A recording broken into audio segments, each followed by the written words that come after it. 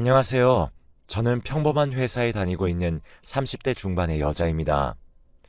다름이 아니라 어이없는 남친과 그 부모님 때문에 이렇게 글을 적습니다.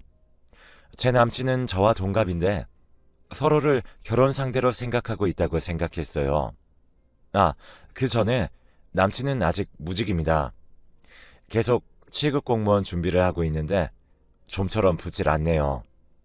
아무튼 저희는 대학에서 동기로 처음 만났고 그때 서로의 학점은 비슷했어요. 늘 남친은 저보다 자기가 더 학점이 높다고 자부하지만요. 어쨌든 남친이 군대에 가 있는 동안 저는 정말 열심히 취직 준비를 했답니다. 제 눈만큼 높은 회사는 아니더라도 일단 돈을 벌고 생활비 문제에 많이 부딪혔기 때문에 저는 무엇보다 취직이 우선이었거든요.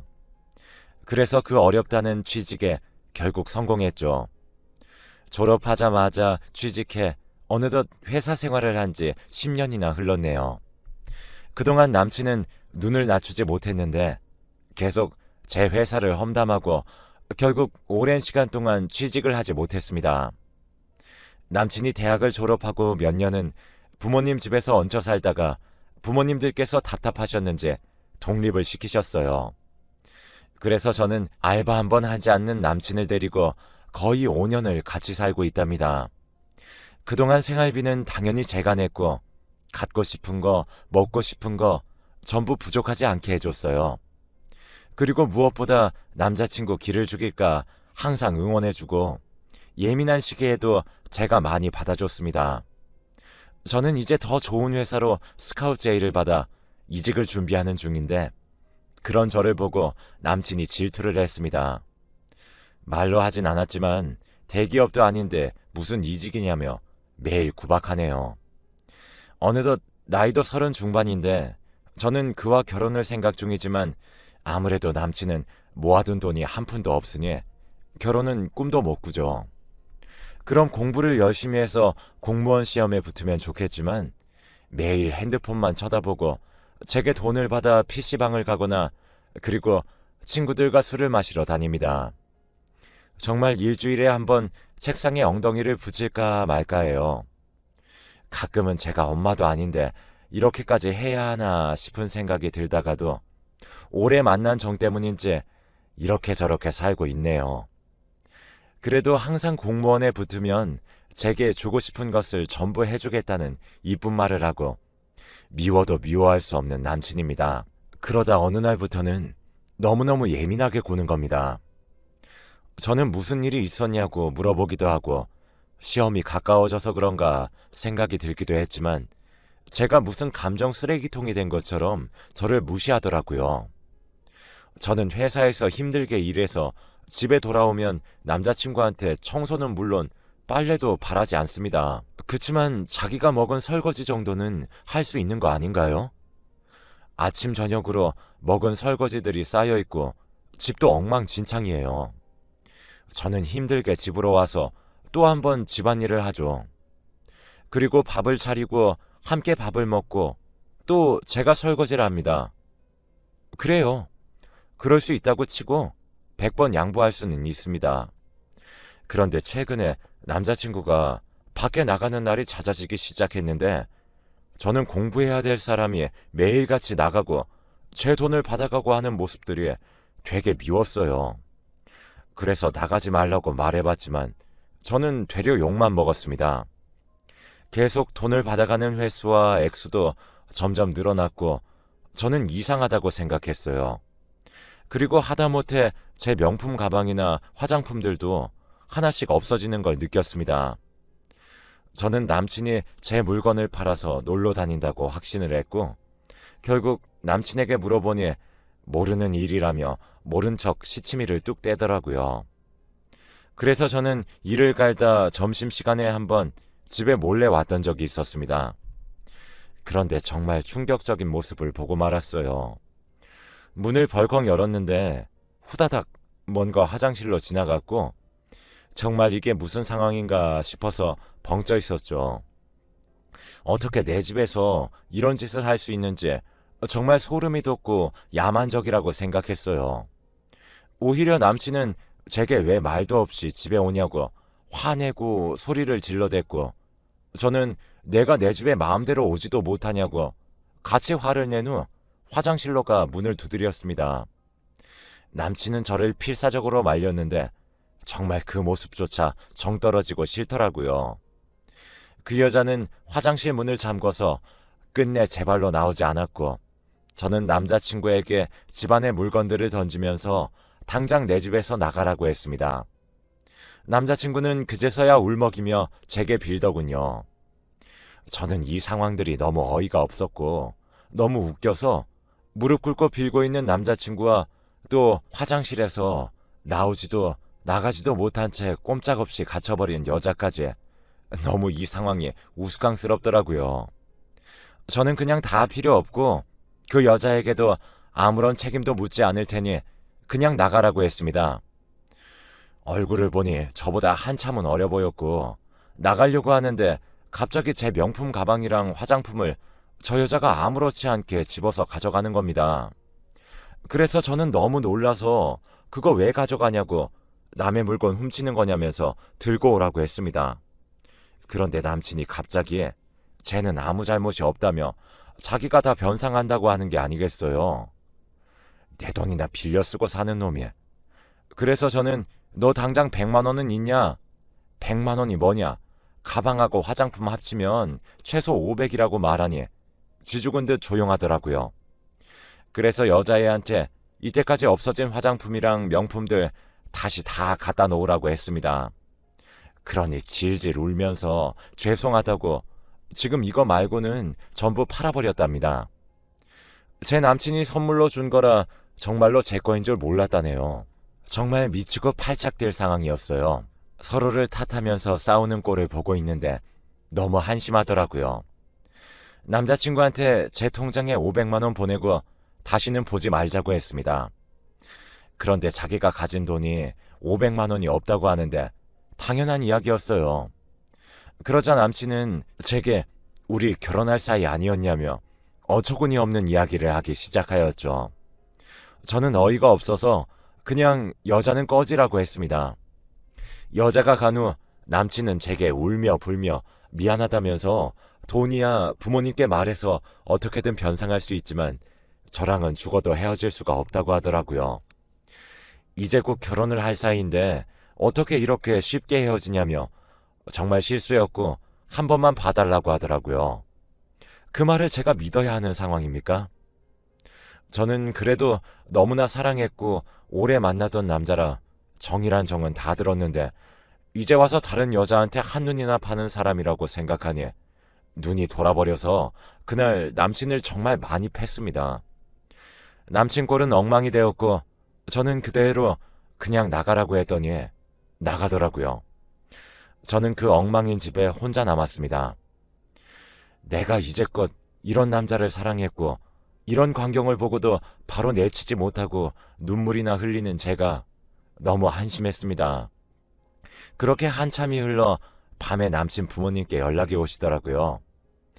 아무래도 거머리 같은 아들 어떻게든 지금까지 먹여 살린 것도 저니까 제게 사과를 하려고 연락한 줄 알았죠. 그래서 전화를 받았더니 다짜고짜 제게 소리를 치면서 자기 아들 얼굴이 이게 뭐냐며 소리를 지르는 게 아니겠어요? 나 참 진짜 엄마나 아들이나 쌍으로 사고방식이 이상하네요. 저는 무슨 상황인지는 알고 저한테 그렇게 소리를 지르시는 거냐고 따져 물었는데 남자가 한 번쯤은 그럴 수도 있다고, 다 그렇게 사는 건데 어떻게 아들을 이렇게 팰 수 있냐고 따지더라고요. 옆에서 남친은 엄마 그만해 이러면서 말리는 목소리가 들렸고요. 어이가 없어서 금전적으로 피해 보상을 하거나 남친을 용서하면 어머니도 용서하신다며 이상한 소리를 아주 당당히 하더라고요. 그래서 저는 제 명품 가방과 화장품도 저놈이 다 다른 여자 줘버렸다고 말했고 피해 보상금도 그것보다는 적을 거라고 그냥 퉁치고 똥 밟았다 생각할 거니까 다시는 보지 말자고 했습니다. 그러고 전화를 일방적으로 끊고 나서 미친 듯이 전화벨이 울렸지만 받지 않았죠. 그래도 그렇게 시원하게 말을 하니 후련했습니다. 정이 다 떨어져 혼자 있어도 쓸쓸하지 않았어요. 그대로 저는 남친의 짐을 싸기 시작했어요. 공무원 문제집들도 전부 거의 새 거더라고요. 쳐다보지도 않았나 봐요. 다 제가 사준 것들이지만 꼴도 보기 싫으니 바로 택배로 보낸 후 그날은 후련하게 맥주 한잔하고 잠에 들었네요. 그런데 문제는 지금부터입니다. 얼마 전까지만 해도 저한테 화를 내시던 남친의 어머니가 저를 찾아와서는 반찬을 주시더라고요. 저는 갑자기 돌변한 어머니의 태도에 당황스러워서 필요 없다고 했지만 계속해서 저희 집에 찾아와 저를 힘들게 했습니다. 그래서 제가 제발 집에 찾아오지 말라고 집 앞 카페에서 만나자고 어머니께 말한 뒤에 카페에 나갔는데 남친이 서 있었어요. 카페 안에 들어가지도 않고 밖에 서서 기다리고 있더라고요. 그때 카페에서 남친의 어머니가 나와서 남친 옆에 섰고 어릴 적 아이가 사고치고 부모가 사건을 덮으려 노력하는 모습처럼 남친 어머니께서 남친을 툭툭 치더라고요. 그러더니 입을 떼서 하는 말이 미안해도 아니고 용서해줘도 아니었습니다. 우리 결혼할 거였으니 집은 내가 해올 테니까 우리 처음부터 다시 시작하자. 어이가 너무 없었습니다. 근데 그 꼴이 너무 웃겨서 너 집 없잖아 라고 하니 어머니가 또 한 번 남친을 툭 칩니다. 그러니 남친이 왜? 우리 엄마 집 있잖아. 거기서 엄마가 같이 살게 해준대. 나중에 우리 결혼하면 준대. 그러더라고요. 그래서 그럼 그 집에 우리가 살고 어머니가 밖에 나가 살면서 고생하시면 좋겠니? 라며 제가 물었습니다. 그러니 어머니가 버럭 화를 내시면서 자기가 나가기는 왜 나가냐며 같이 살 거라는데 정말 엄마랑 아들 둘 다 쌍으로 머리가 어떻게 된 줄 알았습니다. 원래부터 좀 이상하다고 생각은 했지만 이 정도일 줄은 상상도 못했거든요. 결혼 전에 남친이 바람을 펴서 다행이라고 생각했죠. 그래서 저는 너랑 결혼은 꿈에도 없고 제발 찾아오지 말라고 똑똑히 말했습니다. 그러니 어머니가 당연히 참으실 분이 아니죠. 이 정도 했으면 충분했지 않냐. 아들이 요새 밥도 안 먹고 잠꼬대도 제 이름만 그렇게 부른다고 그냥 눈 딱 한 번 감고 용서하고 같이 살아 라고 하였죠. 정말 도대체 이 굴레를 어떻게 벗어날 수 있을까요? 그런 거 있잖아요. 말이 안 통해서 계속 같은 이야기만 반복되는 거. 그래서 요새 이직 때문에 피곤하고 이렇게 말장난할 시간도 없다고 얘기한 후 앞으로 집에 찾아오지 말라는 말을 하고서는 도망치듯 자리를 떴습니다. 그래요. 저 아니면 누가 남친을 걷어주겠어요. 어머니는 그렇게 생각하면서 저를 붙잡으시려고 하시는 거겠죠. 그 이후로 이상하게도 잠잠했습니다.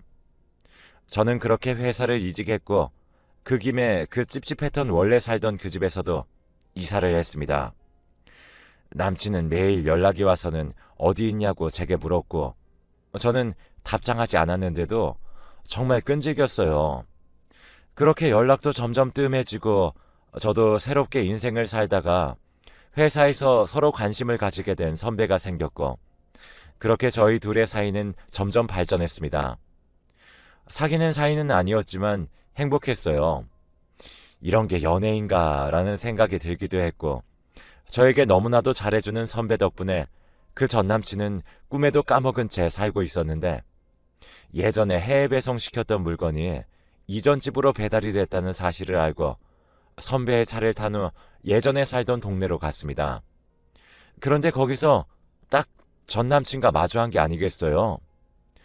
선배와 저는 택배물을 찾고 제가 알고 있는 근처 맛집으로 갔는데 어떻게 저희를 봤는지 저를 딱 보고는 전 남친은 바로 가게로 들어왔습니다. 그러고는 선배 멱살을 잡고는 이 새끼 누구냐며 욕이란 욕은 해대길래 저는 말리다 바닥으로 고꾸라졌네요. 선배는 전 남친을 뿌리치고는 저를 부축했습니다. 전 남친은 혼자 분에 못 이겨 어딜 손대냐며 씩씩거렸죠. 이 나이에 이런 일이 생긴 게 너무 부끄럽고 한심했고, 그 뒤로 전 남친은 네가 날 버리니까 일단 삼류랑 만나고 있지 라고 소리를 지르더라고요. 그렇게 손님들과 사장님 모두 저희를 말렸고, 선배에게 이런 모습을 보인 게 너무 창피했습니다. 그리고 이런 놈을 뭐가 좋다고 만난 제가 너무 미웠고, 선배의 차에 타고 집에 데려다 주는 길에 선배가 무슨 일이냐 묻자 저는 예전에 있었던 일들을 얘기했습니다. 분명 전 남친에게 미련이 남아있는 것이 아니었는데 눈물을 흘리면서 말하니 선배는 저를 살며시 안아주고 앞으로는 그런 일 생기지 않게 해주겠다고 제게 사귀자고 고백을 했습니다. 정말 믿을 수가 없었어요. 이런 제 모습을 보고도 제게 고백을 하는 선배에게 한 번 더 감동받았습니다. 저는 그렇게 집에 도착했고 선배도 저를 태워주고는 집으로 갔습니다. 정말 오늘 식당에 있었던 일은 생각도 나지 않고 심장이 두근거리기만 했네요. 그런데 그때 누가 저희 집 초인종을 누르는 겁니다.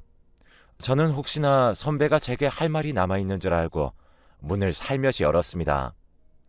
그런데 전 남친이 문 앞에 서 있었고 제가 소리를 지를 새도 없이 전 남친은 저를 밀치고 집 안으로 밀고 들어왔습니다. 저는 나가라고 경찰에 신고하겠다고 말했고 전 남친은 바로 무릎을 꿇고는 자기가 정말 잘못했다며 정말 많이 뉘우쳤고 다시는 저에게 무례하게 굴지 않겠다고 용서를 빌더라고요. 시간이 지나서 그런지 그 모습이 괜히 측은해 보이더라고요. 자기는 정말로 제가 없으면 안 된다며 정말 힘들어서 죽어버릴 것 같다고 울었습니다.